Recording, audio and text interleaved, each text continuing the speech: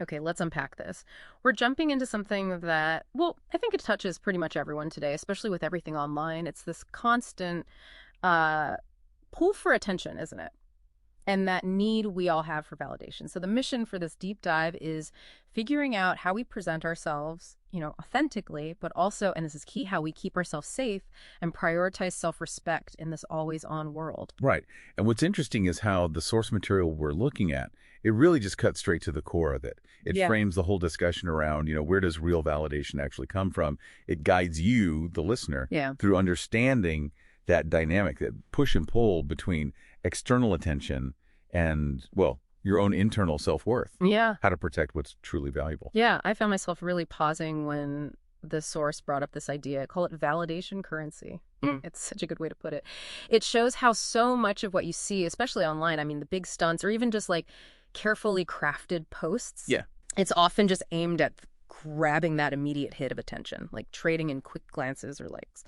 The source compared it to monopoly money, Fleeting, not really. Not substantial, Yeah. exactly. Not building lasting value. You definitely see that pattern everywhere. So true. And if we connect that to the bigger picture here, the source talks about something.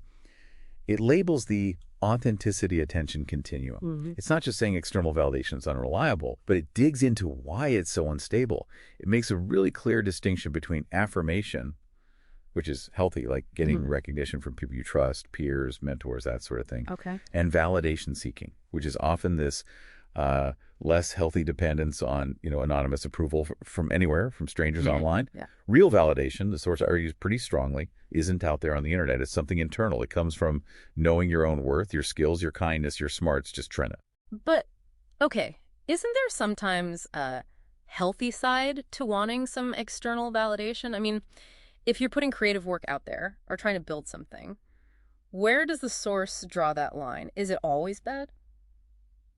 That's a really important question. And yeah, the source tackles it head on.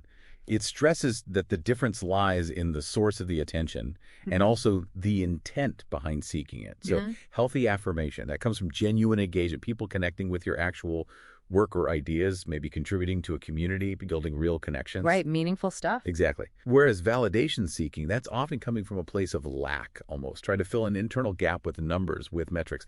And that, the source points out, just puts you on what it calls a hedonic treadmill. You constantly need more attention just to feel okay. Yeah, I see. And the source gives examples, right?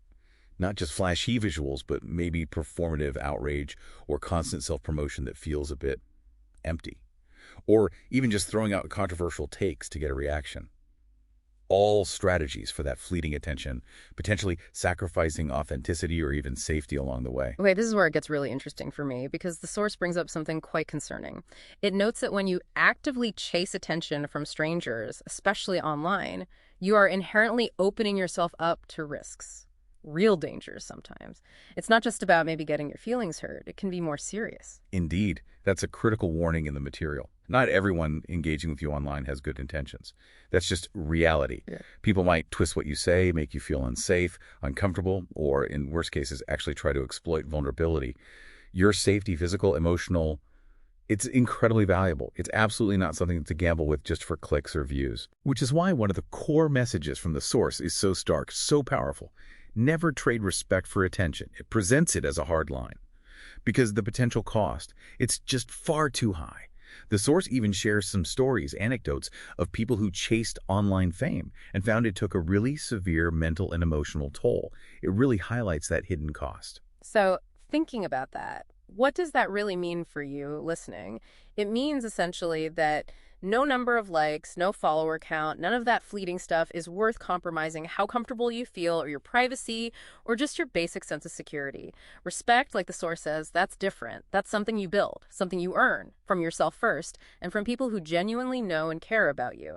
Attention from strangers, it can vanish in a second. And often, it doesn't really mean much in the grand scheme of things.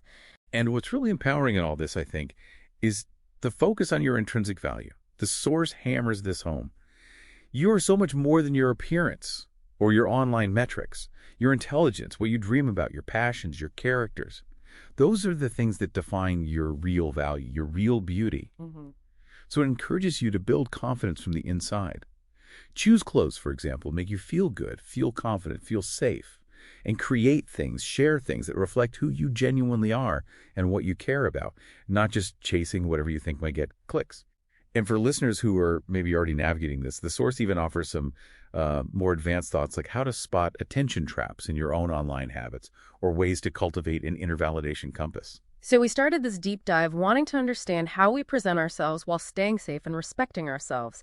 And really, after digging into the civic material, the big takeaway seems crystal clear. There's immense power in choosing self-respect and safety over chasing that external validation. So what does this all mean for you in your daily life then? Well, that leads to a final thought, maybe something provocative for you to mull over. Beyond just your social media feeds, how might really being conscious of this difference, attention versus respect, how might that change your everyday decisions, your interactions? How could it shift how you connect, truly connect with yourself, with the people around you? We want to leave you with that core message from the source material. Your worth is infinite. Stay safe. Stay you. Remember that you are valuable, you are powerful, and you absolutely deserve to feel safe and respected, always.